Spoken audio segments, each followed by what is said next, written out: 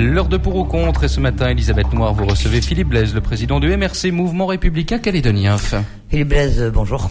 Bonjour Elisabeth. Président du MRC, Lionel le disait, le Mouvement Républicain Calédonien, parti membre de la toute jeune UCF, l'Union pour une Calédonie dans la France. Merci d'avoir accepté notre invitation. Alors à l'origine, Philippe Blaise, il y a les deux drapeaux. Quand Pierre Frogier propose en février 2010 que le drapeau kanak flotte à côté du drapeau bleu-blanc-rouge, vous claquez la porte du Rassemblement, dont vous êtes conseiller municipal, et quelques mois plus tard, vous créez votre propre parti. Alors depuis, Calédonie Ensemble a fait des deux drapeaux son cheval de bataille. Est-ce que vous n'avez pas un peu l'impression de vous être fait déborder et de vous être fait voler votre principal thème de campagne et de contestation ? Alors je suis parti effectivement en février 2010 lors du lever du drapeau FLNKS, pas le drapeau kanak. Et très rapidement avec d'autres... Dans la bouche de Pierre Frogier, c'est le drapeau kanak. Tout à fait. Et dans ma bouche, c'est le drapeau du FLNKS. Très rapidement avec d'autres personnes de la société civile, Nicolas Metzdorf, Stéphane Enoch, Laurent Edo, on a monté un collectif pour soutenir la recherche d'un drapeau commun. Effectivement, de nombreuses forces politiques après ont adhéré à cette démarche. Aujourd'hui, Calédonie Ensemble porte cette revendication d'un drapeau commun.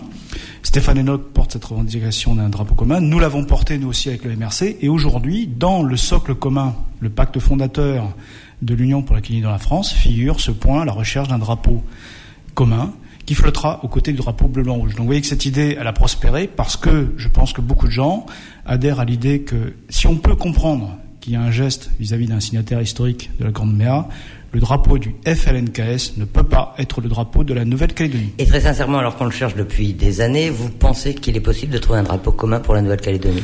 Le jour où on arrêtera de nous mettre des bâtons dans les roues, c'est-à-dire le jour où il y aura une volonté... Il y a une commission qui existe au Congrès. Oui, enfin, une commission... c'est de l'affichage. Il faut une volonté politique. Et je pense que je mise sur le résultat des élections de l'année prochaine, de mai 2014, pour qu'on puisse sortir une majorité qui aura la volonté d'avancer sur ce dossier. Et qu'est-ce que vous préconisez ? C'est de descendre le drapeau kanak ?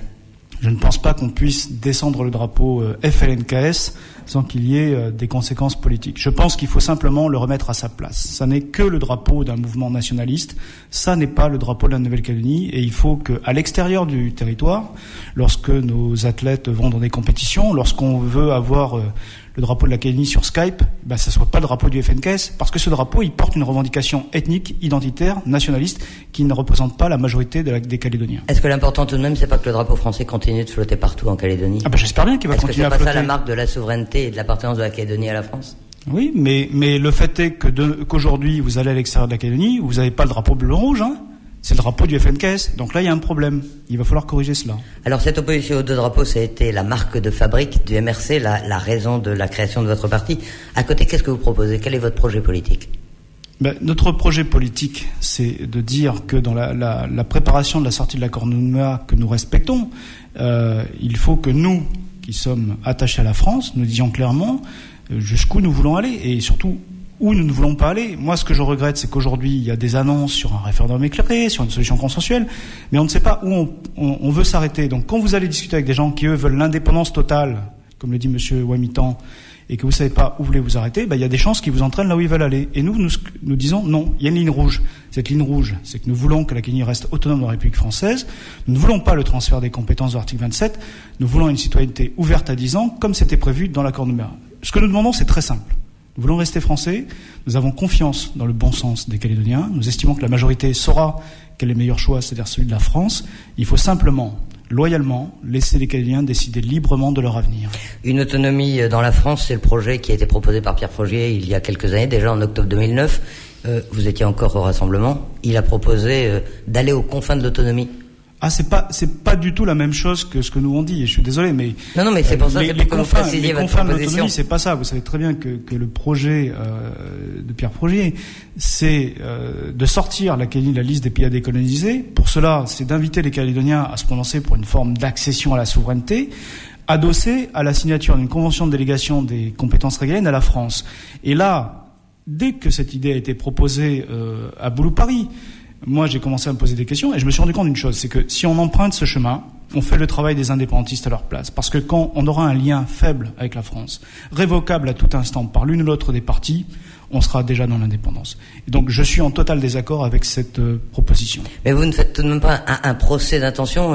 Est-ce que vous avez subi un lavage de cerveau de la part de Philippe Gomès, qui lui-même a pris ce thème, alors qu'on a toujours entendu le Rassemblement dire qu'il voulait maintenir la Calédonie dans la France? Il n'y a pas besoin de subir de lavage de cerveau de qui que ce soit pour avoir sa propre analyse d'une proposition. Je veux dire, quand à Boulou-Paris, à la surprise générale, Pierre Frogier a proposé d'aller aux confins de l'autonomie, on a analysé les choses. Et puis tout ce discours à partir, autour de l'exemple des îles Cook, il est limpide.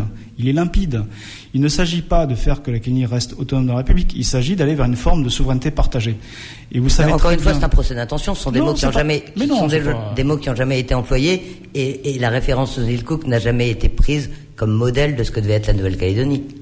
Écoutez, on est capable quand même de comparer les projets, et on est capable de comprendre quelles sont les conséquences lorsqu'on oriente la discussion dans un sens. Donc, quand on lit le rapport des experts sur l'avenir institutionnel sur la Nouvelle-Calédonie qui a été examiné au comité des signataires, on voit bien quels sont les cas de figure possibles pour la Calédonie. Et il y a notamment cette très large autonomie dans la France.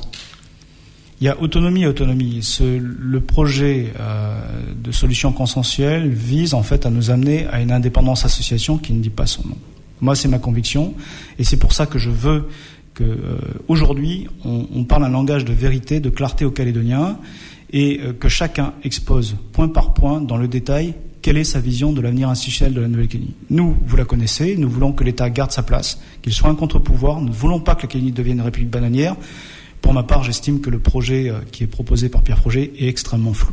Et vous pensez qu'il faut aller au référendum d'autodétermination pour sortir de l'accord de Nouméa ? Moi, je pense qu'il faut respecter la volonté des Calédoniens telle qu'elle a été exprimée lorsqu'ils ont voté l'accord de Nouméa. L'accord de Nouméa, il ouvre des possibilités, il encadre le débat démocratique, et il dit qu'à la fin, ce sont les Calédoniens qui doivent choisir. Donc, si on n'arrive pas à trouver un terrain d'entente, si chacun, effectivement, est sur des positions irréconciliables, il y a une méthode qui est proposée, qui a été acceptée par tout le monde, qui a été signée par messieurs Wamitan, Néautine, Tutugoro et feu Charles Pidgeot. C'est qu'on demande aux Calédoniens est-ce qu'ils sont pour ou contre le transfert des compétences régaliennes. Il faut arrêter un moment d'avoir peur d'appliquer l'accord de Nouméa. Le résultat est connu d'avance. Tout le monde sait qu'il n'y a pas de majorité pour l'indépendance en Nouvelle-Calédonie. Et en quoi c'est un problème ? Je veux dire, s'il y a une majorité qui veut rester dans la France, qu'elle s'exprime. C'est la démocratie, c'est l'autodétermination. C'est pas un problème, mais est-ce que ça servira à quelque chose d'aller à un référendum, 2 référendums, 3 référendums ? Est-ce que c'est pas perdre du temps ? Je sais pas, mais il faut demander à ceux qui ont signé ça. C'est à vous de poser la question. Pierre Frogier, moi je suis pas signataire de l'accord de Nouméa. Pierre Frogier est signataire. Il dit je suis signataire, c'est ce qui me donne une qualité pour décider de l'avenir du pays. À ce moment-là, qu'il respecte ce qu'il a signé. On peut pas être signataire à 80% ou 90% d'un document. Jacques Lafleur avait signé l'accord de Matignon et avait estimé qu'un référendum couperé, c'était pas une bonne sortie. Oui, certainement. Vous partagiez à l'époque cette position ? À l'époque, j'étais pas engagé en politique, j'étais un peu jeune, mais... Avec le recul, vous connaissez l'histoire de la Calédonie. Non, mais ce que je veux dire, c'est qu'à un moment, il faut dialoguer avec les indépendantistes, mais si on ne trouve pas un terrain d'entente, il faut appliquer la règle démocratique, et après, appliquer la règle démocratique, ça veut pas dire humilier l'adversaire, ça veut pas dire voilà, vous avez perdu. C'est dire, la majorité de la population veut rester dans la France. À partir de là, ça c'est un postulat. Après, on adapte le statut à la réalité humaine et identitaire de la Calédonie. Ça, il y a une chose qu'on ne conteste pas, c'est que l'accord de Nouméa nous donne l'obligation de la reconnaissance du peuple kanak. Mais la reconnaissance du peuple kanak, ça n'est pas la soumission au diktat du nationalisme. Ce n'est pas la même chose. Est-ce qu'il faut répondre à la surenchère verbale des indépendantistes par une même surenchère en face ? Non, je crois que aujourd'hui, messieurs Wamitan et Louis Coutret-Regaille, effectivement, sont dans la surenchère électoraliste. Moi, je trouve ça déplorable. On n'a pas, nous, à rentrer dans leur jeu. Nous, tout ce qu'on dit, c'est qu'il faut appliquer l'accord de Nouméa, qui est un accord de raison, de sagesse, et qui dit on doit émanciper la Calédonie, mais l'émancipation, elle peut se faire, comme j'ai expliqué, tout à fait dans la France. Et il faut avoir confiance dans la sagesse du peuple. Il faut donner aux gens l'occasion de dire ce qu'ils veulent pour leur pays. Est-ce que vous dites pas tous la même chose, avec des termes différents, en appelant, en mettant des étiquettes, en choisissant des mots différents ? Est-ce qu'aujourd'hui, tous les non-indépendantistes ne veulent pas une très large autonomie sans transfert des compétences régaliennes ?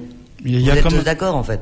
Mais il y a quand même des subtilités importantes. Moi, je me reconnais pas et je l'ai dit à Philippe Gomès à l'occasion des législatives. Il dit on dit pas la même chose. Je pense que lui il veut aller assez loin dans l'émancipation et supprimer les contre-pouvoirs de l'État. Moi, je veux que l'État garde un contre-pouvoir parce que j'estime que pour la bonne gouvernance, pour la bonne gestion des fonds publics, pour la liberté de la presse, des médias, il faut que l'État garde sa place. Je suis contre le transfert de l'article 27. Cahiers Ensemble a mis 1 an à se positionner là-dessus et a fini sous notre pression par dire qu'ils étaient contre. C'était un peu lent comme décision. Et je pense que notre projet politique n'est pas le même que celui de Pierre Faugier qui veut aller aux confins d'autonomie. Donc non, on ne dit pas la même chose. Et ces élections provinciales vont être l'occasion pour chacun d'exposer son projet. Qu'après on soit tous contre l'indépendance, ça je suis d'accord. Pas de la même façon. Je pense que, si vous me permettez, autant dans le Sud, il faut qu'il y ait une compétition entre les projets, mais je pense que dans le Nord et les îles, il est important pour qu'on retrouve les sièges que l'on mérite, la représentativité des loyalistes, nous fassions l'union sacrée. Là-dessus, il va falloir dépasser les égos et les querelles. Alors justement, tout le monde appelle à l'union des partis non indépendantistes. Vous avez créé avec Gaël Yano et Isabelle Lafleur une union à 3, l'Union pour la Calédonie dans la France. C'est un début, est-ce que c'est pas un peu court quand on sait notamment, et sans faire injure aux uns et aux autres, que ce sont 3 partis qui pour 2 d'entre eux ne se sont jamais frottés au suffrage universel et qui pour le 3e n'a eu que 2 élus en 2009. Donc ces 3 petits partis entre guillemets. Moi ce que je vois c'est que tous les gens que nous rencontrons sur le terrain, dans les réunions que nous faisons, nous disent merci. Merci d'avoir eu la sagesse de dépasser vos égos et vos querelles pour enfin nous redonner l'espoir. L'union, c'est ça redonne l'espoir parce que on n'entendait plus la voix du camp loyaliste. La voix du camp loyaliste, aujourd'hui, va se faire réentendre. Et elle est nécessaire pour faire contrepoids au matraquage du discours nationaliste que l'on subit aujourd'hui.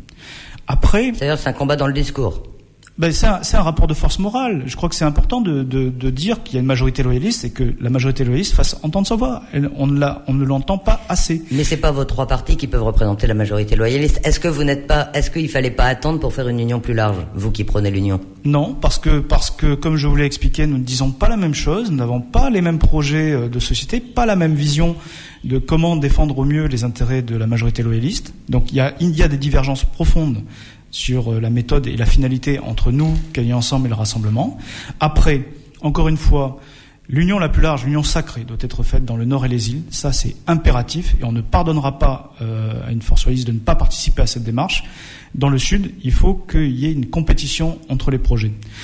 Après, en revanche, après les élections de mai 2014, mon souhait, c'est de mettre un terme à ces alliances contre nature entre un parti loyaliste et un parti indépendantiste. Nous ne voulons plus que le Rassemblement fasse alliance avec l'Union calédonienne ou que Cahiers Ensemble fasse alliance avec le PALICA. Il faut qu'au sortir des élections de mai 2014, ça soit une majorité loyaliste qui représente les intérêts de la majorité loyaliste qui gouverne ce pays.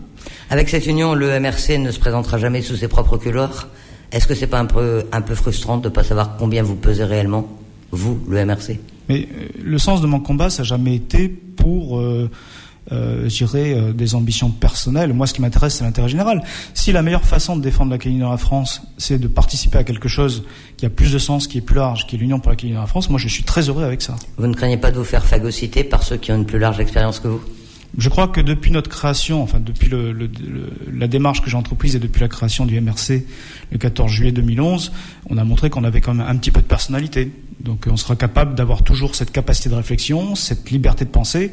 Et ce que j'aime bien dans la démarche de l'Union pour la Calédonie dans la France, c'est qu'on ne nous demande pas d'être uniformisé et de perdre notre identité. Au contraire, l'Union permet de préserver l'identité particulière de chacun des mouvements qui la composent, que ce soit nous, le MRC, que ce soit le mouvement de Gaël Yano, le MPC, ou que ce soit le RPC d'Isabelle Lafleur. Philippe Blaise, merci d'avoir accepté notre invitation ce matin dans Pour ou Contre. Merci beaucoup. Une interview qui vous pourrez retrouver dans quelques instants sur le site internet de Radio Rythme Bleu. Excellente journée à tous.